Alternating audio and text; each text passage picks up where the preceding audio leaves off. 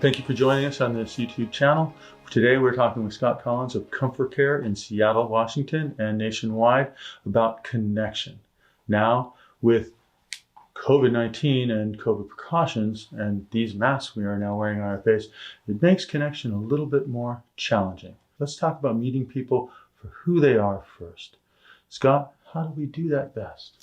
Well, there's no question that this is a huge issue these days. Isolation is one of the most difficult parts of the impacts of COVID. And we literally spend every day trying to fight against that. And what you said just a moment ago is very true. In our interactions with people, whether it be with our clients or with our families or people that we're providing care for outside of a professional caregiving role, the real key thing is maintaining that level of connection is about understanding the person.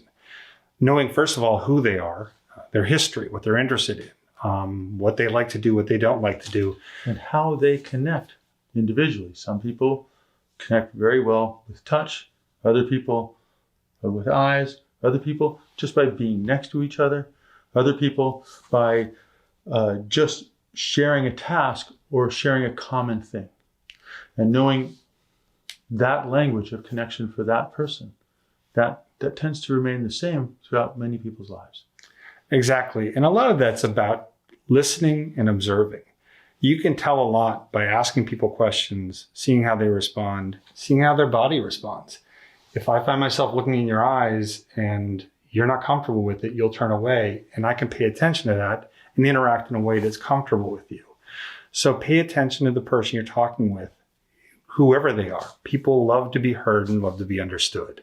Once you are able to do that, you establish that bond, and then the connection will grow.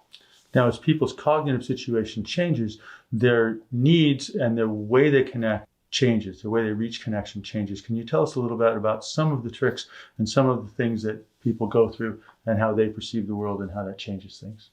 I think the key thing to remember when you see cognitive decline, whatever that may mean, dementia, whatever the situation is that typically the more complex thoughts, the more complex feelings, the more complex way of interacting become diminished.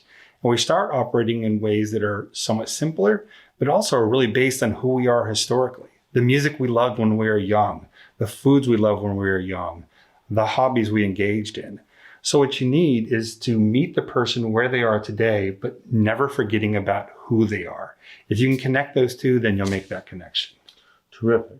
Also, as people's mental abilities sometimes decline, sometimes their field of vision becomes a little bit more narrowed, their field of focus. So coming up behind them, you might be surprising them. Sometimes if they're not recognizing people early on because of either visual difficulties or because of memory processing difficulties, cognitive difficulties, sometimes they'll recognize your voice before they recognize your face. Speaking to them before you're directly in front of them allows them to know who you are before you're right in their face and they're surprised at who you are. Not surprising them is key. Now let's talk a little bit about with the challenges of COVID and that we can't have these physical interactions as easily.